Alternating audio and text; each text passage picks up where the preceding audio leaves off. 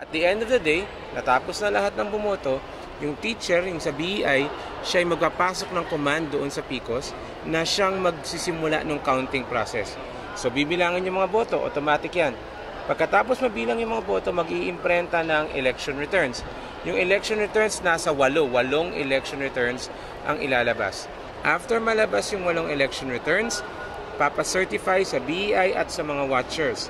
Kapag na-certify na at okay na lahat, itatransmit ngayon sa Municipal Canvassing Center. Pag na-transmit na, tapos ang matransmit, at saka naman mag-iimprenta ng 22 additional copies. 22 additional copies ng ating election returns. Pag natapos na lahat ng printing, tapos na yung presinto, isasara na yon. Pull out na yung makina. In the meantime, yung ating pinadalang election returns, pinadala natin sa 3 server.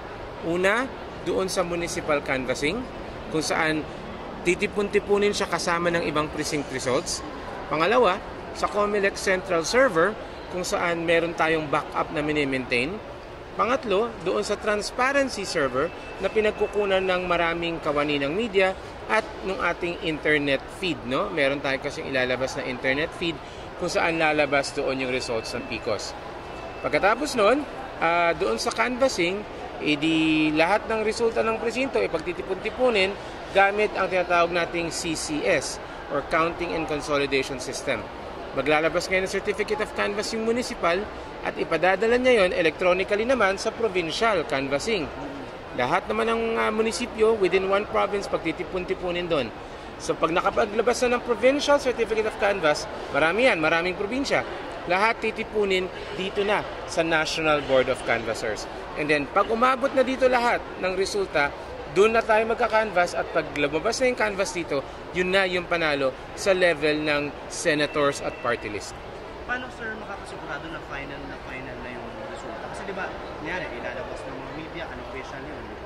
So how can the public, ano yung dapat asahan ng publiko na official count? Well, dapat hintayin nila yung resulta ng COMELEC, no? Kasi COMELEC lang ang may quick count dito. Kami na ang pinakamabilis. Wala nang mas bibilis sa COMELEC kahit na media outlet, no? So dapat antabayanan nila yung mga announcements ng COMELEC. Yung COMELEC, maglalabas ng resulta yan sa presinto, maglalabas ng resulta sa munisipyo, sa provincial for the governor, and then dito sa national, yung resulta for senator and party list. And then it will be hard copy. Yung announcement will be accompanied by a certificate of canvass, definitely.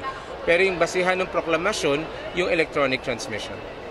Sir, ano yung mga nasa lang, yung mga safeguards para ma-ensure na tama yung makakanvas? Well, ang pinakamalaking safeguard mo dyan is the fact na marami kang pinadadala ng kopya ng resulta at the fact na yung resulta na yun pwedeng i-backcheck ng publiko through the public access internet site.